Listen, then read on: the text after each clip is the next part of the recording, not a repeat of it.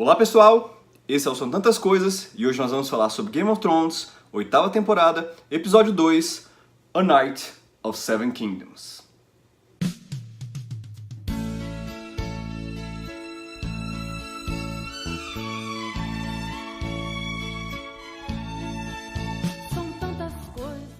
Na semana passada eu falei, para todo mundo ficar calmo, para todo mundo respirar fundo, que a ação nessa 6ª temporada de Game of Thrones ia começar já, né?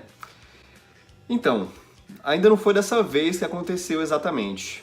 A Knight of the Seven Kingdoms, ou O Cavaleiro dos Sete Reinos, ou ainda A Cavaleira ou a Amazona dos Sete Reinos, foi mais um episódio bastante conversado, bastante debatido, com os personagens tentando amarrar as pontas soltas, tentando resolver suas pendências antes da grande batalha contra os White Walkers. E em termos de Game of Thrones, eu acho que é até justo a gente falar que foi um episódio por vezes bem-humorado, leve, com um clima de nostalgia, despedida muito provavelmente, né? O que é até justificável, porque os nossos personagens eles vão entrar numa batalha a qual eles têm pouquíssimas chances de vencer e com certeza muitos membros desse elenco que são queridos vão morrer. E por tudo que a gente conhece de dramaturgia, você nem precisa ser um estudioso, mas por todos os filmes que você já assistiu, todas as séries de TV que você já assistiu, todo o conhecimento que você adquiriu sobre jornada de personagem, eu acho que esse episódio ficou bem claro que ele deu vários sinais, vários alarmes ali de ciclos se fechando, de momentos catástroфes que podem indicar despedidas muito em breve de certos personagens. Vamos, por exemplo, pegar aqui o Jaime Lannister e a Brienne de Tarth. O Jaime chega ao Winterfell, sim, o Jaime Lannister, aquele que empurrou o Bran por uma janela, aquele que atacou o Ned Stark, o pai da Sansa Stark, a atual protetora do norte, o cara que é conhecido como regicida por ter matado o pai da Daenerys Targaryen, né, a atual rainha, tem pretensões ao Trono de Ferro. Esse Jaime Lannister chega ao Winterfell e é claro que ele é recebido de uma forma bem hostil, de uma forma não muito amistosa. Mas antes que a Daenerys e a Sansa decidam decapitá-lo, claro que a Brienne aparece para dizer que o Jaime, na verdade, é um homem honrado, que ela confia nele. E pela Sansa confiar na Brienne, ela decide, então, mantê-lo, decide poupá-lo e mantê-lo como reforço na luta contra os White Walkers.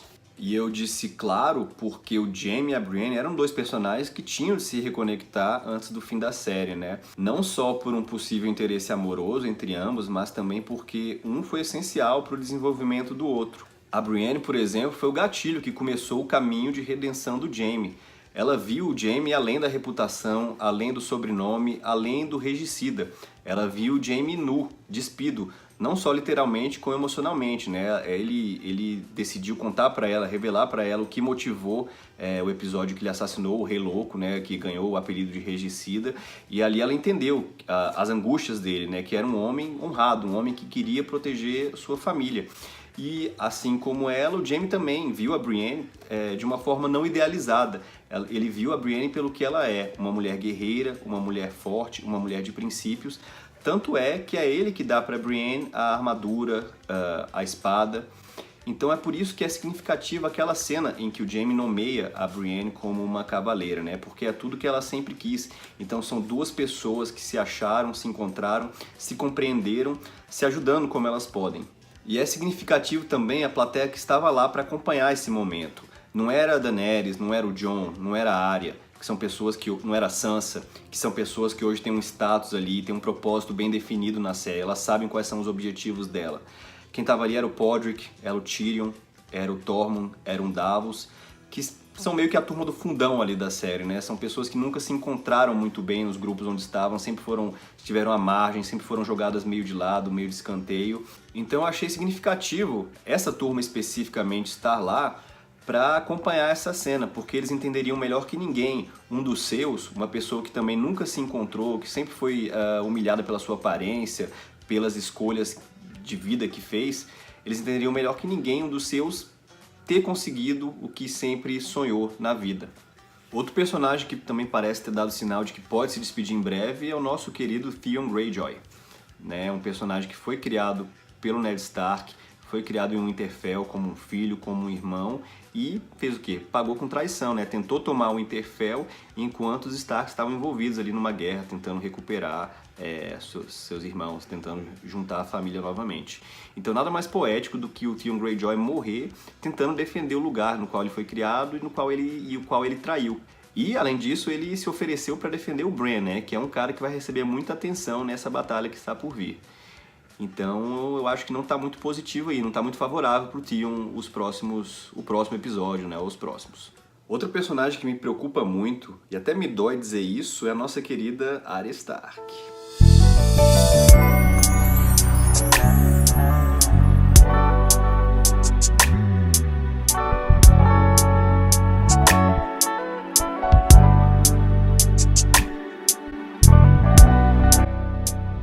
Pois é, gente, nossa menina cresceu e por um lado eu tô muito feliz por ela, né? Eu tô feliz porque sexo em Game of Thrones raramente é representado como uma coisa positiva. Geralmente é um lance de poder, de dominação, e geralmente é o homem subjugando uma mulher.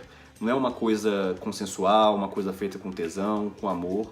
Claro que nesse caso também rolou o medo da morte, né? Mas foi uma coisa, um acontecimento positivo na vida dela. O problema é que todo mundo sabe que a regra é quem transa morre, ainda mais como foi uma coisa catártica assim pra ela. Então, gente, quem gosta da Arya, e eu realmente acho que poucos fãs de Game of Thrones não gostam, devem começar as suas preces, suas orações pela nossa menina, porque tô com um pressentimento ruim em relação a isso aí. Além desse grupo de personagens que eu acho que pode estar se despedindo em breve, tiveram alguns personagens que falaram muito sobre o futuro nesse último episódio de Game of Thrones. Um deles foi a Sansa. A Sansa em uma conversa com a Daenerys, né? Elas tiveram alguns desentendimentos, rolou ali umas rusgas no primeiro episódio da temporada e elas tentaram acertar, aparar essas pontas, né? E se entenderem. Elas falaram sobre suas preocupações, né? A Sansa preocupada com o Jon. Ela falou que os homens, quando estão apaixonados, eles podem ser facilmente manipulados. E a Daenerys falou, amiga, não se preocupa com isso, eu tô apaixonada pelo seu irmão, ele que me manipulou. E quando parecia que elas iam chegar a um entendimento, a Sansa perguntou, mas e aí, e depois dessa batalha, o que vai acontecer com o Norte, né? A gente lutou tanto por ele depois de ter perdido e a gente não tá afim mais de se curvar, de dobrar o joelho pra ninguém. E aí a Daenerys já ficou meio puta, já retraiu a mão dela, né? E a conversa foi interrompida. Elas não terminaram essa conversa, mas ficou claramente um clima... elas não resolveram os problemas que tinham entre elas. E parece que o programa realmente vai seguir essa linha da Daenerys como uma possível vilã, como uma rainha louca, né? A exemplo do que aconteceu com o pai dela. Uma mulher implacável que só pensa naquilo, o Trono de Ferro.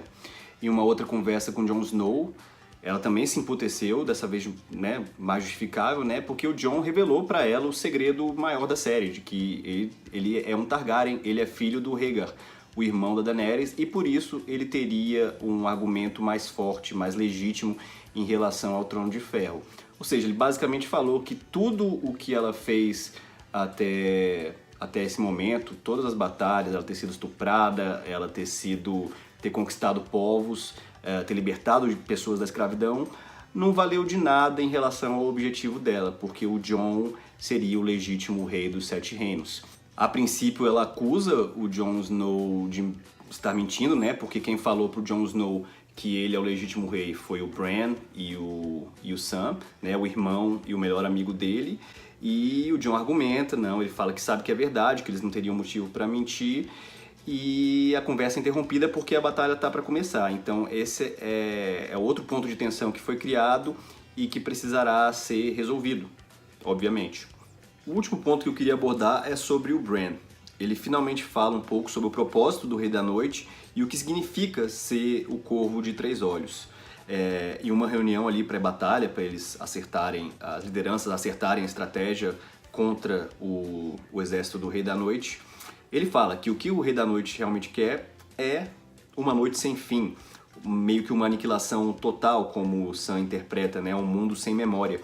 E o Bran seria um dos alvos principais do Rei da Noite, porque ele seria a memória do mundo. Ele é o ponto de referência para o mundo, explicar o seu passado, se contextualizar. Na verdade, ele funcionaria, pelo que eu entendi, como um HD.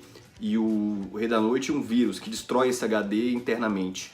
O que, convenhamos, é uma explicação bem satisfatória, né? Se a gente tivesse envolvido esse tempo todo nessa história do Bran, para ele terminar sendo um HD e o Rei da Noite um vírus, é bastante simplório. Eu realmente espero que tenha alguma coisa aí que o Corvo de Três Olhos, o Bran, não tenha deixado escapar, que ele não tenha sabido interpretar direito e que seja uma coisa um pouco mais detalhada, mais fascinante do que essa resolução. Gente, então o recado é o seguinte: eu entendo que existam pessoas que estejam preocupadas com 2 episódios de conversa, 2 episódios de resenha, sendo que só restam mais 4 para resolver tudo que tá pendente e que é bastante coisa. Mas vamos pensar o seguinte, aqui comigo. Além da série de Game of Thrones ser tecnicamente impecável, além das batalhas memoráveis, com cenas impactantes, uma das coisas que torna o Game of Thrones o que é a qualidade dos diálogos, é a capacidade do programa juntar 2 ou mais pessoas em uma sala tomando vinho e por meio dos diálogos, por meio dessa conversa, a gente entender quem são esses personagens, a gente entender o que eles querem. E esses momentos estão acabando, né? Depois, próximo episódio, provavelmente já vai ter batalha, já vão, né? Provavelmente vai rolar uma pressa ali de amarrar as pontas soltas. E a série está celebrando os seus pontos fortes, o que ela é, o que ela se tornou. E eu acho que a gente deveria fazer o mesmo também, certo?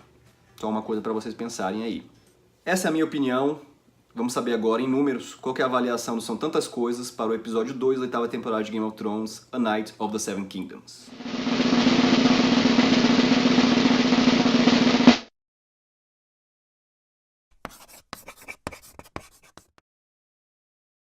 Bom, gente, eu espero que vocês tenham gostado da minha avaliação do 2º episódio da 8ª e última temporada de Game of Thrones. Se vocês não gostaram ou se discordam de alguma coisa que eu falei, por favor, comentem aqui embaixo ou interajam comigo pelas redes sociais, que vão aparecer aqui, em algum lugar.